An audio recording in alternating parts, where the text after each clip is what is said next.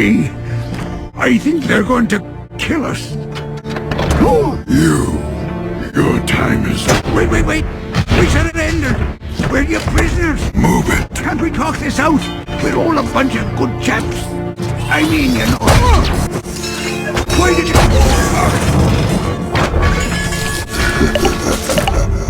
And that was how most of us remember Q, the Dark of the Moon version of Wheeljack from the Michael Bay universe, similar to the new Study Series 9 Bram figures. Study Series Q or Wheeljacks also come in a new packaging with transparent plastic cover. With this new packaging style, the figure doesn't have any specific movie scenes background or transparent plastic case, but just two accessories. But surely, the figures look incredibly movie accurate, especially in terms of the overall proportion and the head sculpt. And absolutely, these figures look amazing while being used for movie scene recreation, including the nest-based scenes while Optimus Prime was being grumpy, or the returning scene of the Autobot at the start of the Chicago battle, the secret reparation of the Autobot to finally bring the battle to the Decepticons. With Study Series Dark of the Moon Q, our Dark of the Moon Autobot team is finally completed.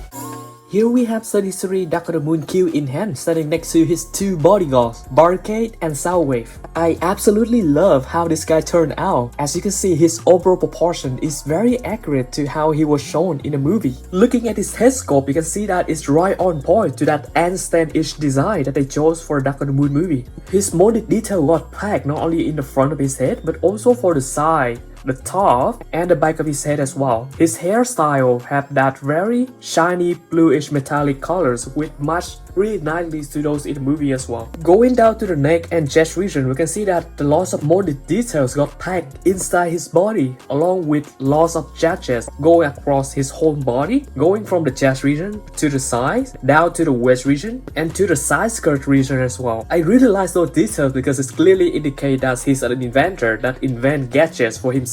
Then looking at the shoulder, we can see this is where some of his vehicle most part lies, and it's really nice. It's covered just above the shoulder and doesn't limit the articulation at all, and I think it's really add into his details in overall. Just going to the arm region, you can see that they execute his arm really nicely. Now he have a double elbow joint, so we have one over there and one over here. His details pack out really nicely, although we do have a bit of keyboard on the side of the arms over here, but I think it's very negligible because the keyboard still have to go somewhere for deluxe class figures, but they blend in really nicely. And of course, he has a small gun over here, and his other accessory is this long things right here. I'm not sure whether it's a sniper guns or not, but it's really long. Then as we go down to the leg region, we can see that there's a lot of more molded detail got packed onto the thigh region of the figures, and it's going down to the knee region, the leg region, and the feet region as well. And here are how they look from the side looks, which clean up fairly cleanly. And now we have more vehicle mode keyboard as well. Here's how they look from the back side of the figures. I think they clean up fairly nicely, especially for such a small deluxe class figures. This vehicle part on the back blend in so nicely that they actually form a form of cap or wings for the figures. Now let's go over key articulation. So firstly, the head is on a very tight bone joint that can rotate to the right side around that far and to the left side around this far. This can tilt down a little and this can look up a little as well. For the shoulder region, the covers can go up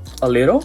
Same thing to the other sides, and then we can move the arm pretty much 360 as we like. Then we have the bicep swivel down here, and then we have the first bone joints here, which can both rotate and hinge up and down. So that's the first elbow joints, and then we have the second elbow joints right in here, which allow it to go inward like this. But if you rotate it in the right direction, you can utilize that all the ways we want. So perfect elbow articulation. There's no hand articulations in here, and we have the same articulation exactly on the other arm. Then we don't have any waist swivel for the figures. Going to the skirt region, the skirt have to be flipped out so that the legs can be split. Then we have the thigh swivel a little below the legs right here. Then we have this region over here for the knee, so of course we have to flip that vehicle mode part first, and then we can finally bend the knee, which is a little less than 90 degrees. Then as we go down here, we have the feet region, which can tilt up and down a little, but it cannot tilt side to side. And here is the alternative mode or the vehicle mode of our Study Series Q, which is pretty on point to the vehicle mode used in the Dark of the Moon movie. The vehicle mode is officially licensed by Mercedes-Benz and it's even got the painted metal rim. This vehicle mode also scales perfectly with most Study Series figures, making this overall Study Series version a definitive improvement in comparison to the original Dark of the Moon Deluxe class figures. As for side comparison, here is our Study Series Q standing next to the KO High Octane Bumblebee. Next, we have Study Series Dark of the Moon Q standing next to Study Series Dark of the Moon Dino, the two Bayverse versions of Wheeljack and Mirage. Then we have Study Series Q standing next to Study Series Dark of the Moon Sideswipe, possibly one of the best figures out of the Study Series line. Next on the list is the comparison between Study Series Q and Study Series Dark of the Moon Leadfoot, the leaders of the record team. Then we have Study Series Q standing next to Study Series Roadbuster, the second member of the Wreckers. Next, we have Study Series Q standing next to Study Series Topspin, the last member of the Wreckers. Then we have Study Series Q standing next to Study Series Dark of the Moon Hatchet. Next is the side comparison between Study Series Q and Study Series Ironhide, possibly the rarest Study Series figures in the line. And here we have Study Series Q standing next to the KO Byway Dark of the Moon version of Optimus Prime. And then we have the Study Series Dark of the Moon Q standing next to the Study Series Jetwing Optimus Prime. Next, we have Study Series Q standing next to his executioner, Study Series Barricade. Then we have Q standing next to Study Series Dark of the Moon Shockwave, one of the leaders of the Decepticons. Here we have Study Series Q standing next to Study Series Hatchet, the first member of the Decepticon Red Team. Next is Study Series Dark of the Moon Q standing next to Study Series Dark of the Moon Crowbar, the second Red Decepticon member. Next is Study Series Q standing next to the custom The Last Night Berserker as the Dark of the Moon crankase, our last Red member. Then we have Study Series Q standing next to the KO Payload, a repainted version of Longhaul. And here we have the side comparison between Study Series Dark of the Moon Q standing next to Study Series Dark of the Moon Shockwave. Then we have Study Series Q standing next to the KO Byway Shockwave. And here's how Study Series Dark of the Moon Q standing next to Study Series Revenge of the Fallen or Dark of the Moon Starstream. Then we have Study Series Dark of the Moon Q standing next to the leader of the Decepticons, Study Series Sentinel Prime. And for nostalgic effect, here's how the Dark of the Moon Orbital Exhaust Carrier standing next to the Study Series Q. And here we have the Study Series Dark of the Moon Q standing next to the whole Dark of the Moon Autobot team, probably the strongest Autobot team to have ever been in existence for a live action movie.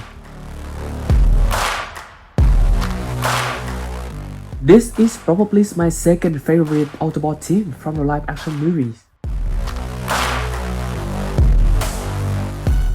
Then we have the Study Series Dark of the Moon Q standing next to the whole Dark of the Moon Decepticon team.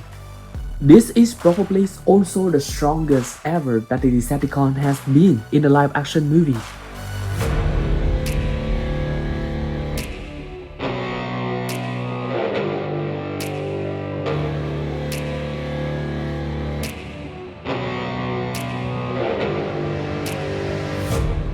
And then, here we have Study Series Dark of the Moon Q standing next to all of the Dark of the Moon Transformer figures, including both those of the Decepticon team and the Autobot teams. After so many years since the beginning of the Study Series line, we can finally complete the Study Series Dark of the Moon Autobot team. Study Series Q definitely fit right in and he looks so good next to all of the other figures in the Dark of the Moon collection.